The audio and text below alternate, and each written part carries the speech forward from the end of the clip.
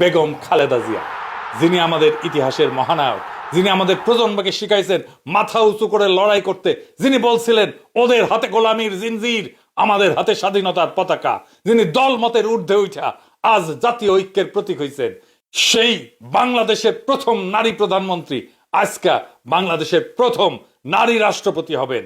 তিনি আর প্রফেসর ইউনূস, এই দুই মুরব্বী মিলা আমাদের নতুন বাংলাদেশের সূচনায় পৌঁছে দেবেন।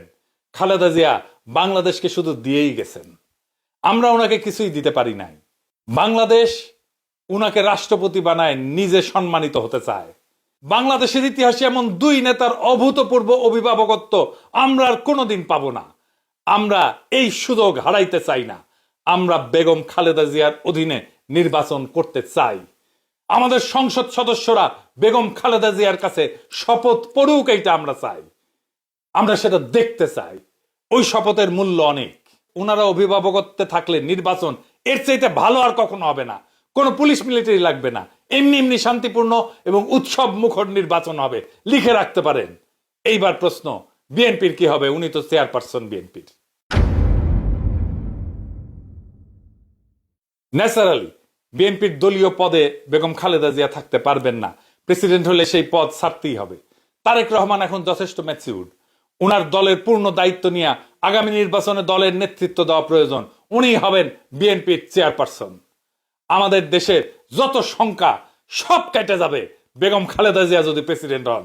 খালেদা জিয়া মাথার উপরে আছেন, এটাই আমাদের বড় আশা, বড় ভরসার জায়গা। এটাই বাংলাদেশের নিরাপত্তা। উনি আমাদের আয়ু নিয়ে বেঁচে থাকুন। যতদিন আমাদের মধ্যে আছেন তিনি মহামান্য রাষ্ট্রপতি হিসেবেই থাকবেন। আর এই কাজ করতে হবে আগামী 5ই আগস্টের আগেই। আমরা খালেদা জিয়াকে নিয়েই ফ্যাসিবাদের পতনের বর্ষপূর্তির উৎসব করতে চাই।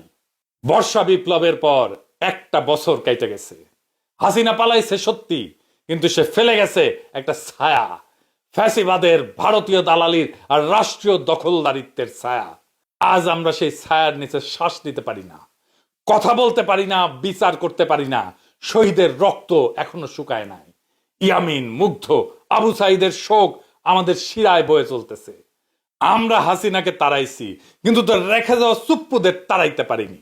এসালমের কর্মচারী, দুবাই মালয়েশিয়ার রেসিডেন্ট, প্রশিক্ষিত মুজিব বাহিনীর ধুলি ধরা রিক্রুট এখনো বঙ্গভবনে বসে আমাদের বিপ্লবের মুখে থুথু ছুঁড়ে দিচ্ছে। এই লজ্জা মুছতে হবে।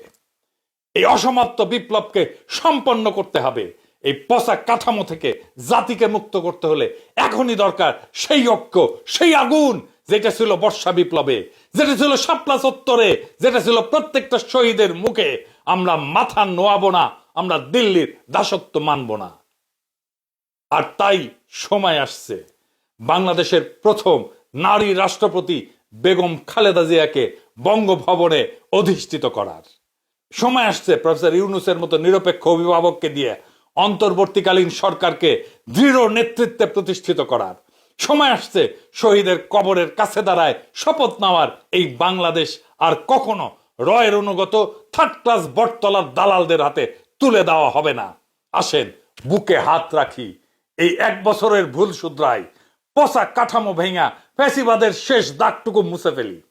শহীদের রক্ত, আমাদের মা বোনদের কান্না আর আগামী প্রজন্মের মুক্ত নিঃশ্বাস, এই 3টা জিনিস আমাদের তাড়না দিক, আমাদের সাহস দিক, আমাদের পথ দেখাক। এইবার আর থামানা, এইবার বিজয়ের শেষ প্রান্তে পৌঁছানো দরকার। বাংলাদেশ বাঁচবে, বাংলাদেশ জায়গা উঠবে, বাংলাদেশ জিতুক। আমরা সবাই চাই বাংলাদেশকে আমরা জিতায়ে ছাড়বো ইনশাল্লাহ। ইনকিলাব জিন্দাবাদ।